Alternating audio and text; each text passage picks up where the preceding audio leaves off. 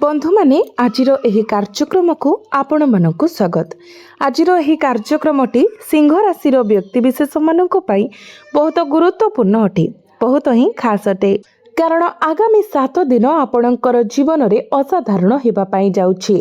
जून मासर शेष आपणक जीवन कहानी को संपूर्ण रूप देबा पाई स्थिर होइछि। ब्रह्मांड रे ग्रह मानकर गोचर एपरि भाबरे घटुछि जहा आपणको आश्चर्य एवं अस्थिर करिदेब।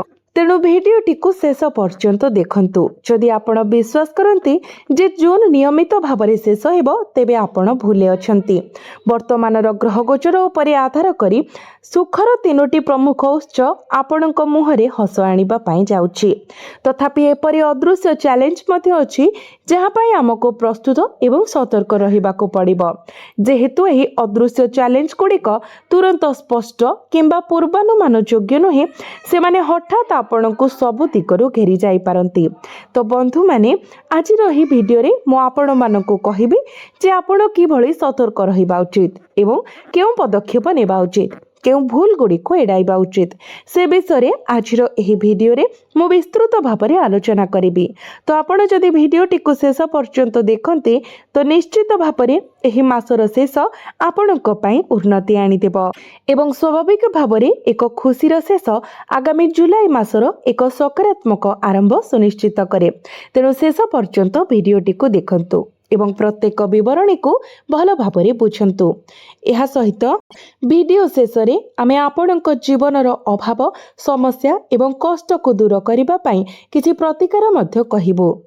एबे आसंतु जानिबा आगामी 7 दिन आपणक जीवन पई कोन रखिछि। तो बंधु माने प्रथम एवं सबुठारु गुरुत्वपूर्ण कथा हेउछि आपणक लग्न रे केतुंकर उपस्थिति। आपणको एही समय मध्यरे बहुत अधिक सतर्कता सहित आगको पाद बढ़ाइबाको पड़िबो। कारण केतु डिसेंबर पर्यंत आपणक लग्न रे रहिबे। एही समय मध्यरे आपणको सतर्कता अवलंबन करिबाको पड़िबो। केतुंकर स्वभाव कौन? से दूरता एवं पृथकीकरण सृष्टि करती, आमको एपरी परिस्थिति रे फसाई दियंती जोठारु आमे प्रायतः समय मध्यरे निजको बाहर करबाको संघर्ष करू। एठारे केतु मानसिक द्वंद्व सृष्टि करि पारंती, जहा आपणको भाबिबाको बाध्य करे जे किछि हेबो कि नाही। आपण चिंता करि पारंती जे जदि आपण टंका विनियोग करंती तेबे आपण एहाकू हराई पारंती, किंबा आपण जहा उपरे विश्वास करथिले से आपण को विश्वासघातकता करि पारे। आपणक मनरे विभिन्न प्रकारर हताशा रही पारे। आपण एकाकिता को मध्य पसंद करि पारंती, कारण केतु आमको जिनिस गुड़िकर दूरेई रखे। यह आमर काम, संपर्क किंबा व्यक्तिगत निष्पत्ति सहित जड़ित हेउ। केतु आपण को निष्पत्ति नेबा संपर्क रे एक द्वंद्व रे पकाई पारे, जहां आपण को निश्चित करि पारे जे कोनोसी कार्य आग को बढ़ाइबो कि नाही। जदि आपण अन्य मानक ठारु परामर्श नियंती एवं से माने लुकायित शत्रु होई जांती तेबे आपण भ्रमात्मक परामर्श पाई पारंती। तेणु आपण को एक प्रतिकार करिबाको पड़िबो, जहा द्वारा निश्चित हेबो जे आपणक लग्न रे थिबा केतु आपण को असुविधारे पकाइबे नाही, मानसिक चाप सृष्टि करिबे नाही, किंबा आपणक जीवनर लक्ष्यरु आपण को विच्युत करिबे नाही। तो बंधु माने मो वीडियोर शेष रे एही प्रतिकार विषय रे कहिबी, किंतु एबे आसंतु आमे खुशी खबर पाखकु जिबा। दयाकरी ध्यान देई सुन। मंगल आपणकर क्यारियर भाबरे अवस्थित, जहाँकि बहुत भल स्थिति रे अछंती। मंगल आपणक मध्यरे साहस सृष्टि करिवे एवं आपणको आपणक लक्ष्य उपरे ध्यान केंद्रित करिपारे सहाय्य करिवे। केतेक समय लोक माने ध्यान हराइबे एवं निर्दिष्ट पथ किंबा मार्ग अनुसरण करिबा भली पसंद मध्यरे दोहली जिवे एवं द्वंद्वरे पड़ी जिवे किंबा अनिश्चिततारे फसी जिवे। तथापि मंगल आपणको आपणक क्यारियर रे एक स्पष्ट पथ देखाइबे। क्यारियर भाबरे गोचर करी मंगल परवर्ती 45 दिन पई आपणकर वृत्तिगत जीवन को सुरक्षित रखिबे। सर्वशेष रे मंगल हेउछंती ग्रह मानकर सेनापति।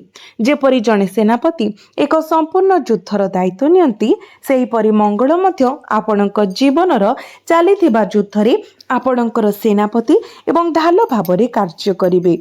यह आपणको पथ देखाइबे, आपणक मध्यरे साहस सृष्टि करिवे एवं आपणकर मनोबल को वृद्धि करिवे। आपणको सफलता हासिल करबाको एवं आपणक क्यारियर रे गुरुत्वपूर्ण प्रगति देखिबाको सक्षम करिवे। तथापि मंगल अग्नि उपादान सहित जड़ित। ଆପଣ ହୁଏତ ଲକ୍ଷ୍ୟ କରିଥିବେ ଯେ ମଙ୍ଗଳ ଗ୍ରହ ଲାଲ ରଙ୍ଗର। ଲାଲ ହେଉଛି କ୍ରୋଧର ପ୍ରତୀକ। ଏକ ସତ୍ୟ ଯାହା ଆପଣ ଜାଣିଛନ୍ତି। ଲୋକମାନେ ପ୍ରାୟତଃ ଏହି ସମସ୍ୟାର ସମ୍ମୁଖୀନ ହୋଇଥାନ୍ତି। ମଙ୍ଗଳ ଆପଣଙ୍କୁ କିଛିଟା ଆକ୍ରମଣାତ୍ମକ କରିପାରନ୍ତି, ଯାହା ଆପଣଙ୍କର ବସ୍, ବରିଷ୍ଠ ଅଧିକାରୀ କିମ୍ବା ବୟସ୍କ ବ୍ୟକ୍ତିଙ୍କ ସହିତ ସାମାନ୍ୟ କଥାରେ ସମ୍ଭାବ୍ୟ ଦ୍ୱନ୍ଦ୍ୱ ସୃଷ୍ଟି କରିପାରେ। ଗୋଟିଏ ଛୋଟ ସମସ୍ୟା ଆପଣଙ୍କୁ ଆଘାତ ଦେଇପାରେ, ଯାହା ଜିନିଷ ଗୁଡ଼ିକୁ ଜଟିଳ କରିପାରେ।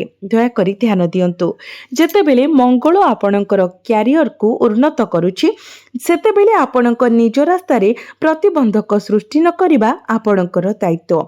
ଆପଣଙ୍କୁ ବରିଷ୍ଠ ଅଧିକାରୀଙ୍କ ସହିତ ଯୁକ୍ତିତର୍କ କରିବାରୁ ଦୂରେଇ ରହିବା ଉଚିତ, କାରଣ ଏହା କରିବା ଆପଣଙ୍କ ଚାକିରିକୁ ମଧ୍ୟ ବିପଦରେ ପକାଇପାରେ। ଏବେ ପରବର୍ତ୍ତୀ ଶୁଭ ଖବରକୁ ଧ୍ୟାନ ସହିତ ଶୁଣନ୍ତୁ। ଆପଣଙ୍କ ରାଶିର ଅଧିପତି ହେଉଛନ୍ତି ସୂର୍ଯ୍ୟ। ସୂର୍ଯ୍ୟ ବର୍ତ୍ତମାନ ଆପଣଙ୍କର ଲାଭ ସ୍ଥାନରେ ଗୋଚର କରୁଛନ୍ତି ଏବଂ ଯାହା ଆପଣଙ୍କୁ ଲାଭର ପ୍ରତିଶ୍ରୁତି ଦେଉଛି। ଯଦି ଆପଣଙ୍କର ପୂର୍ବରୁ ଆର୍ଥିକ ଅବସ୍ଥା ଟିକେ ଦୁର୍ବଳ ଥିଲା, ଆପଣଙ୍କ ପାଖକୁ ଟଙ୍କା ଆସିବା ବନ୍ଦ ହୋଇଯାଇଥିଲା, ତ ଏବେ ଆପଣ ଆପଣଙ୍କର ଆର୍ଥିକ ସ୍ଥିତିରେ ପରିବର୍ତ୍ତନ ଦେଖିବେ। ଆପଣଙ୍କର ଆର୍ଥିକ ସ୍ଥିତି ମଜବୁତ ହେବ। ଆପଣଙ୍କୁ କିଛି ବଡ଼ ସୁଯୋଗ କିମ୍ବା ବଡ଼ ଚାକିରି ମିଳିପାରେ। ଯଦି ଆପଣ କାହାକୁ ଟଙ୍କା ଋଣ ଦେଇଥିଲେ ଏବଂ ତାହା ଆପଣଙ୍କୁ ଫେରସ୍ତ ମିଳିପାରୁନଥିଲା, ତେବେ ସୂର୍ଯ୍ୟଙ୍କର ପ୍ରଭାବରୁ ସେହି ଟଙ୍କାକୁ ଆପଣ ପୁନରୁଦ୍ଧାର କରିବେ।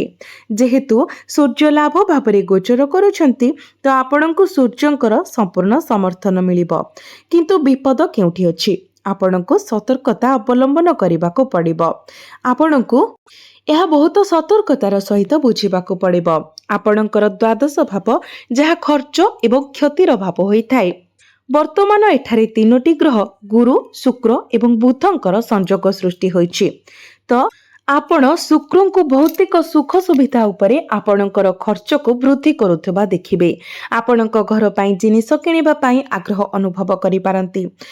ଆମର ଏହା ନାହିଁ, ଏବେ ଏହାକୁ କିଣିବାର ସମୟ ଆସିଛି, କିମ୍ବା ଏ ଫ୍ରିଜଟି ବହୁତ ଛୋଟ ଅଛି, ଆମକୁ ଏକ ବଡ଼ ଫ୍ରିଜ ନେବା ଉଚିତ, କିମ୍ବା ଟିଭିଟି ଛୋଟ ଅଛି, ଆମକୁ ଏକ ବଡ଼ ଟିଭି କିଣିବା ଉଚିତ।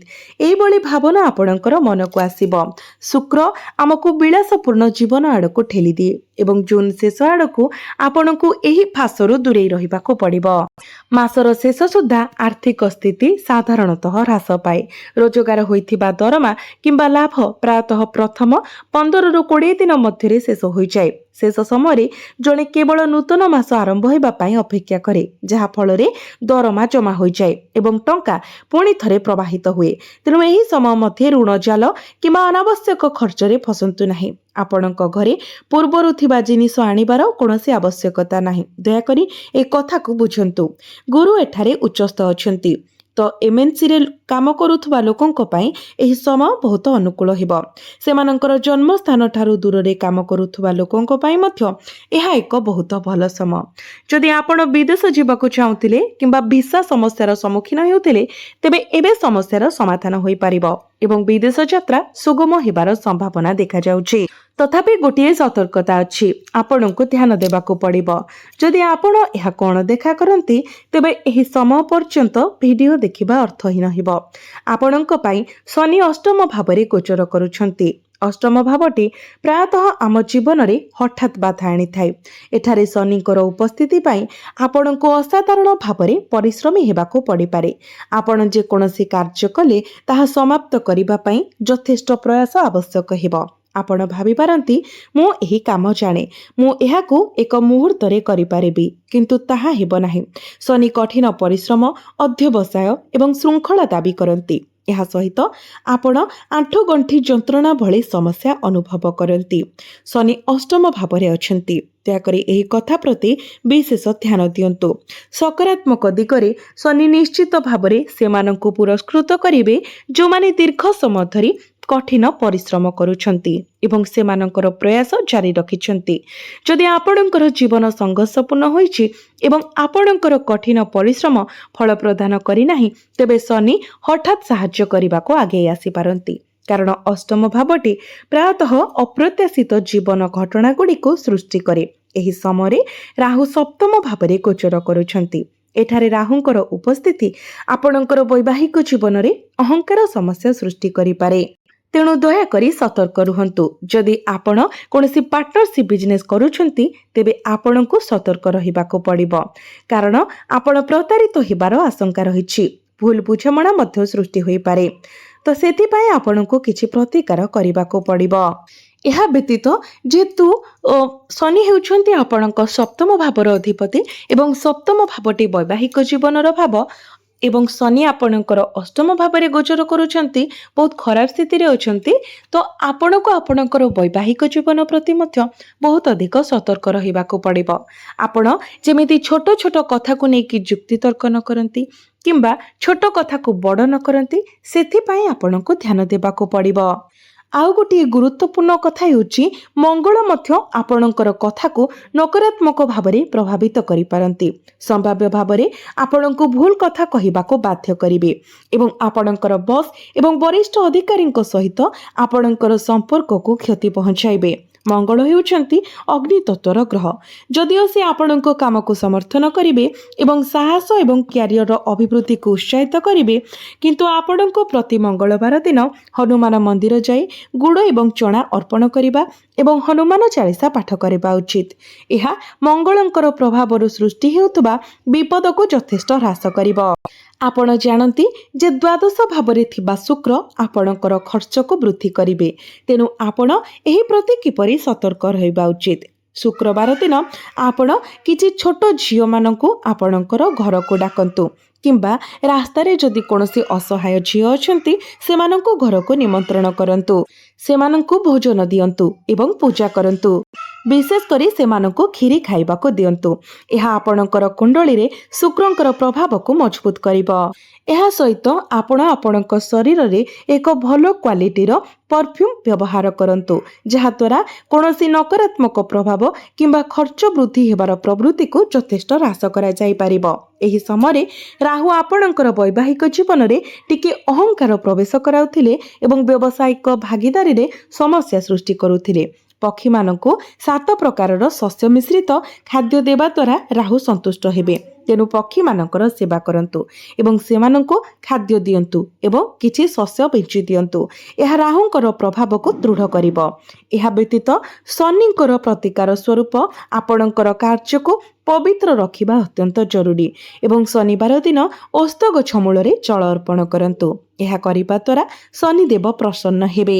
ତ ବନ୍ଧୁମାନେ, ଯଦି ଆପଣମାନେ ଏହି ପ୍ରତିକାର ଗୁଡ଼ିକ କରୁଛନ୍ତି ତ ନିଶ୍ଚିତ ଭାବରେ ଅଶୁଭତ୍ୱ ଗୁଡ଼ିକ ଖଣ୍ଡନ ହୋଇ ଆପଣଙ୍କୁ ଅଧିକ ମାତ୍ରାରେ ଶୁଭ ଫଳ ପ୍ରାପ୍ତି ହେବ ଏବଂ ପ୍ରତ୍ୟେକ କ୍ଷେତ୍ରରେ ଆପଣଙ୍କୁ ସଫଳତା ପ୍ରାପ୍ତି ହେବ। ତ ବନ୍ଧୁମାନେ, ଆପଣଙ୍କର ଜୀବନ ମଙ୍ଗଳମୟ ହେଉ, ଏହା ହିଁ ଈଶ୍ୱରଙ୍କ ନିକଟରେ ମୋର ପ୍ରାର୍ଥନା। ଧନ୍ୟବାଦ।